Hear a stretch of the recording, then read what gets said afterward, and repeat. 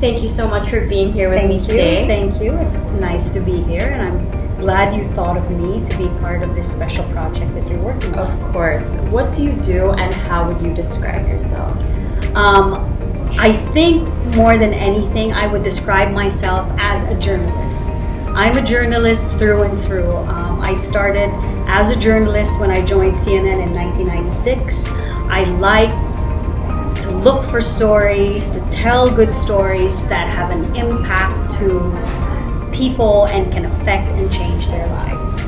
And that's what I've been doing at CNN International and now at CNN Philippines. What are you passionate about? I am passionate about everything that I do. If I decide to do a small project, whether it's making dinner or preparing for a big project like a vice presidential debate, which we did, or a women's summit that we do every single year at CNN, I believe that when you do something big or small, you have to be passionate about it, for the project or whatever it is that you're doing to be the best that it can possibly be. Absolutely. That's one of my favorite things about you, because every time we talk, even though it's just small and we're just making cuento, I feel the passion, I feel the emotion and the investment, and I think it's such an amazing quality. Thank you. But it's not always good, Nikki, because I think when you're overly passionate, when you overthink, I do need to catch myself. I need to remind myself, relax, enjoy the moment, it's okay. It's a constant conversation that I have with myself, because when you're too passionate about something, it can also be a little overwhelming, not just for yourself, but for the people around you. So I need to constantly assess. I definitely understand that. And as I grow up, I feel like that's something I have to learn how to manage more and more, especially as we take on more things in life and there's more pressure put on us. Yes. What have your biggest challenges been, and how have you overcome them? Or if you're still in the process of overcoming them, tell a little bit about that. My life is about, my personal life and my professional life. My personal life has always been steady. It's always the one thing that I can keep going back to remind myself that all is good. My challenge is always work. I'm the type of person, Nikki, that I never get anything on the first try. I can never ever work on a big project and be satisfied with it. That's my biggest challenge. And when I look back, like applying for a job in television, I was rejected two times here in the Philippines before I could get to my first TV job at CNN International. When I don't get what I want, when I fail in my head, I realize that things are not falling apart. Things are falling into place. I love that. So good. And so when I assess everything, it's like I didn't get that job. I did not get that promotion because I wasn't ready yet. And when I do end up getting the promotion, I realized that I wasn't ready then, it wasn't meant for me, and something else is waiting out there for me. That's the story of my life. That's beautiful. I think that's something that comes also with a lot of experience and maturity. I remember before when I was younger, all I wanted was for things to happen the second that I tried to make them happen.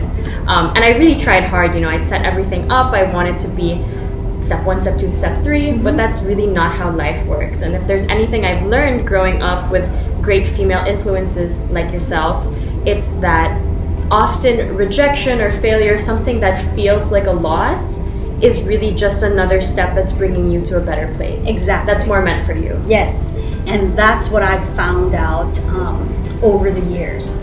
And so when I'm up against a major challenge, I do need to constantly speak to myself, remind myself, or turn to my husband, who's my best friend, or turn to my parents, who are my role models, and they will remind me constantly, we've been down this road before.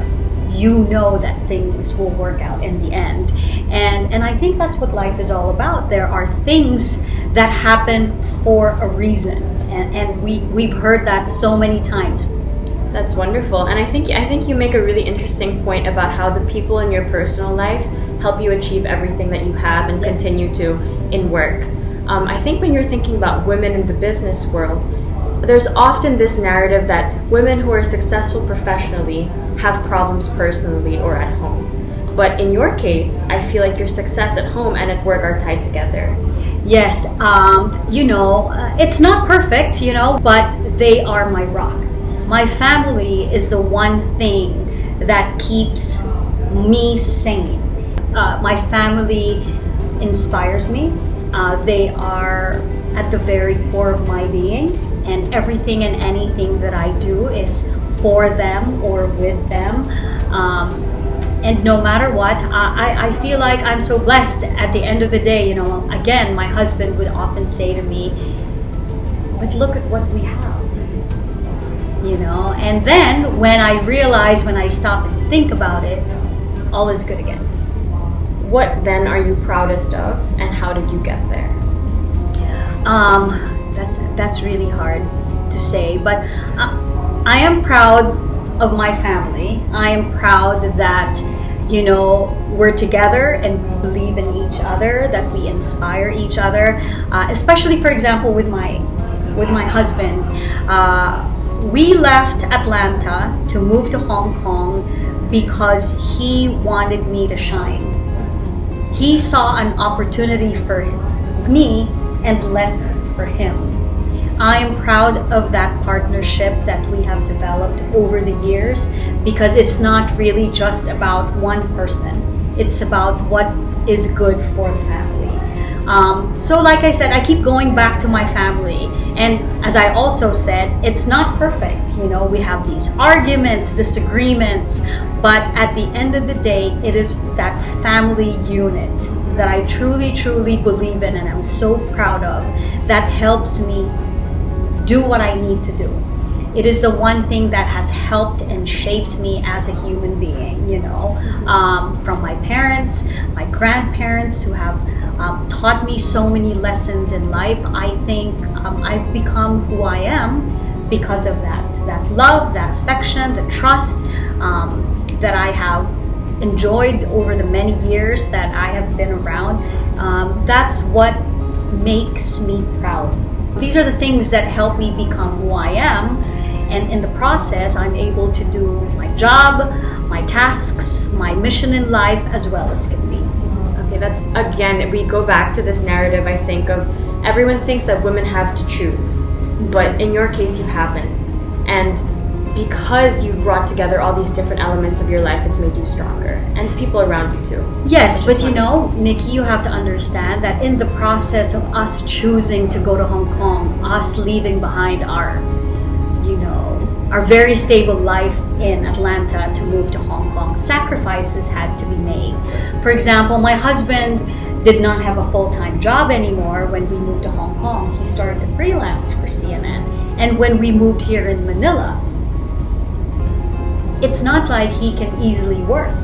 He's a news person too, and I'm working in a media company, and where else would John be working? So that, again, I'll go back to that partnership. It's about making decisions that's best for not just one person, but for the family. What advice would you give to your 18-year-old self, to other young women, especially those interested in your career path, and then in general to young people pursuing their dreams? If I were to talk to my 18-year-old self, I would tell young Armie, be patient, things happen for a reason, and don't overthink things. I overthink, I dwell, I sometimes end up imagining so much of what could go wrong instead of thinking that things will work out. I was like that, and I still get that way, and that is why I have to remind myself, relax. I think the younger generation, our younger selves, can't wait to work. You can't wait to be free. You can't wait to get a big job. You can't wait to have what it is that you want in life. But we can take baby steps to get to where we want to be. That was great advice. It's definitely advice I should take.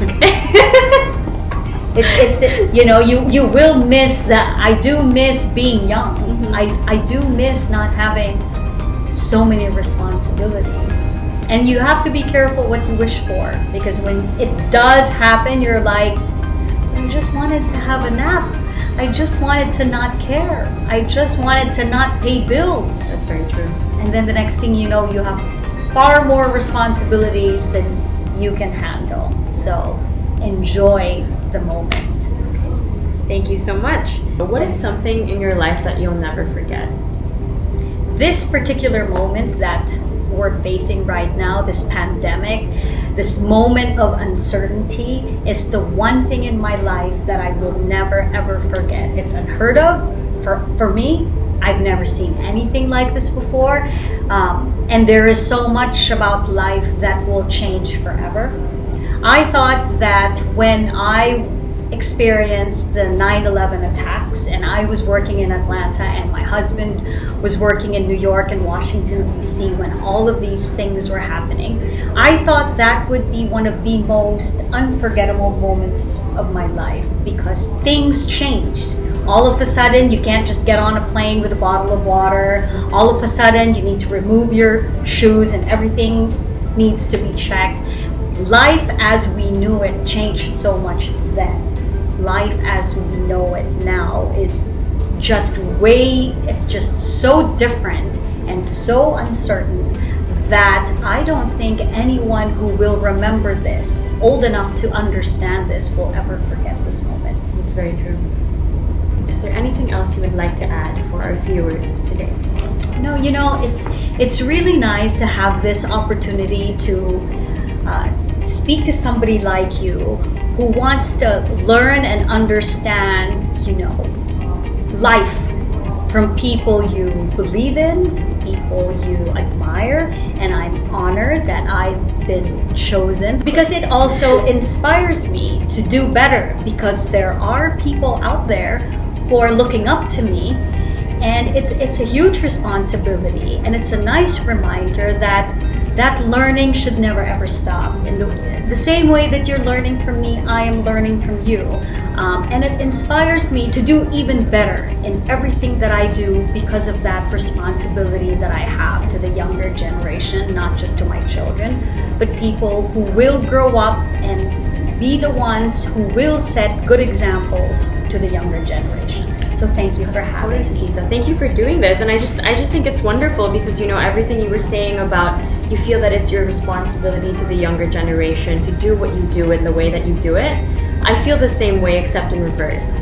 I feel that because there are people like you who have built so much in our society, people like me, young people, have a responsibility to preserve that and build on it. So it was just wonderful having you here. Thank you, and I'm so glad to be a part of this conversation. Thank you very much.